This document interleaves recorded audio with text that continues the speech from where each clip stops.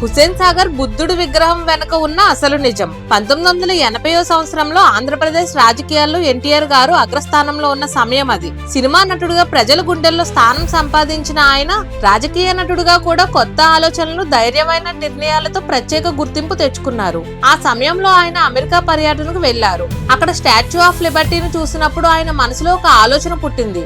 అమెరికాలో ఒక విగ్రహం మాత్రమే ఆ దేశానికి ప్రతీకలా మారి ప్రపంచం మొత్తం గుర్తించేలా చేసింది. మరి మన హైదరాబాద్ కి కూడా అలాంటి ఒక ప్రతీక ఎందుకు ఉండకూడదు అని ఆలోచించారు.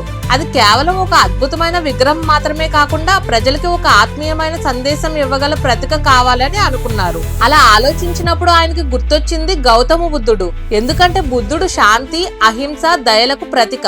మన తెలుగు నేలలో కూడా బౌద్ధ వారసత్వం బలంగా ఉంది. అమరావతి, నాగార్జునకొండ వంటి ప్రదేశాలు ప్రపంచానికి బౌద్ధ క్షేత్రాలుగా ప్రసిద్ధి చెందాయి. కాబట్టి బుద్ధ విగ్రహం ప్రతిష్ఠిస్తే అది మన చరిత్రని గౌరవించడం, అలాగే ప్రపంచానికి శాంతి సందేశం రెండూ కలిసినట్టు అవుతుందని అనుకున్నారు. కానీ బుద్ధ విగ్రహం సాధారణ రాళ్లతో నిర్మిస్తే అది ప్రత్యేకతను కోల్పోతుంది. కాబట్టి ఎన్టీఆర్ గారు ఒక పెద్ద ఆలోచన చేశారు.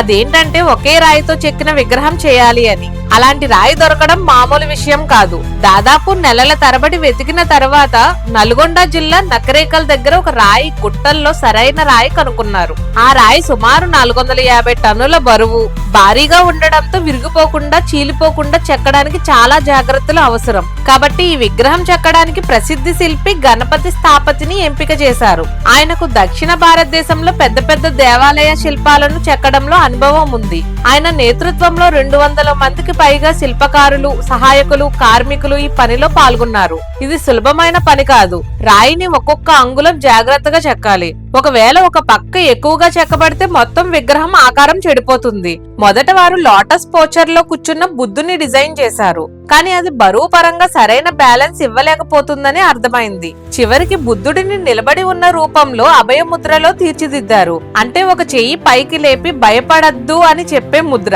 చివరికి 2 సంవత్సరాల శ్రమ తర్వాత 50 అడుగుల ఎత్తు, 350 టన్నుల బరువు కలిగిన బుద్ధ విగ్రహం సిద్ధమైంది. తర్వాత హుస్సేన్ సాగర్ సరస్సు 1562లో ఇబ్రహీం కూలీ కుతుబ్ షా కాలంలో నిర్మించబడింది. అందులోనే ఒక చిన్న దీవి టైప్ లో ఒక సహజ రాయి సాగర్ మధ్యలో మునగకుండా పైకి కనిపిస్తూ ఉండేది. దాన్ని బ్రిటిష్ కాలంలో జిబ్రాల్టర్ రాక్ అని పిలిచేవారు. ఎందుకంటే యూరప్ లోని ప్రసిద్ధ రాక్ ఆఫ్ జిబ్రాల్టర్ కి పోలికగా ఉంటుంది. ఈ రాయి హుస్సేన్ సాగర్ మధ్యలో ఉండడంతో హుస్సేన్ సాగర్ చుట్టుపక్కల ఎటు నుండి చూసినా స్పష్టంగా కనిపించేది. అలాగే ఇది సహజంగానే బలమైన రాయి కాబట్టి 350 టన్నుల విగ్రహం బరువును సులభంగా మోయగలదు. అందుకే ఈ రాయిపై బుద్ధ విగ్రహం ప్రతిష్ఠించాలనుకున్నారు. విగ్రహాన్ని నకరేకల్ నుండి హైదరాబాద్ కు పెద్ద లారీలతో తీసుకొచ్చారు. తర్వాత హుస్సేన్ సాగర్ మధ్యలో ఉన్న జిబ్రాల్టర్ రాక్ మీదకి తరలించడానికి ఒక బార్జ్ ను వాడారు. 1986లో విగ్రహాన్ని హుస్సేన్ సాగర్ మధ్యలోకి తీసుకెళ్లేటప్పుడు విగ్రహం బరువు సరిగ్గా బ్యాలెన్స్ కాకపోవడంతో బార్జ్ ఒక్కసారిగా సాగర్ లో పడిపోయింది. అప్పుడు 350 టన్నుల బరువున్న విగ్రహం నీటిలో మునిగిపోయింది. ఈ ప్రమాదంలో 10 మంది కార్మికులు ప్రాణాలు కోల్పోయారు. ఆ సమయంలో ఈ సంఘటన హైదరాబాద్ ని పెద్ద షాక్ కి గురి చేసింది. ప్రాజెక్టు మొత్తం ఆగిపోయే పరిస్థితి వచ్చింది. అయితే ఆ ప్రమాదంలో మృతి చెందిన కుటుంబాలకు ప్రభుత్వం నష్టపరిహారం ఇచ్చింది. కొంతమంది కుటుంబాలకు ఉద్యోగాలు కూడా కల్పించారు. వారి త్యాగం వృధా కాలేదు. ఎందుకంటే అదే విగ్రహాన్ని మళ్లీ పైకి తీసి ప్రతిష్ఠించారు. 1992లో విగ్రహాన్ని నీటిలో నుండి పైకి తీయడానికి ప్రత్యేకమైన క్రేన్లు, పాంటూన్లు వాడారు. ఆ ఆపరేషన్ దాదాపు 2 సంవత్సరాల పాటు కొనసాగింది. చివరికి 1992 ఏప్రిల్ 12న దాదాపు 50,000 మంది ప్రజలు, దేశం నలుమూలల నుంచి వచ్చిన బుద్ధ భిక్షువుల సమక్షంలో విగ్రహం ప్రతిష్ఠించబడింది. ఇంకా ఆ రోజు నుంచి ఇది హైదరాబాద్ కు ప్రతీకగా నిలిచిపోయింది. అయితే ఎన్టీఆర్ గారి అసలు గల ఒక విగ్రహం మాత్రమే కాదు.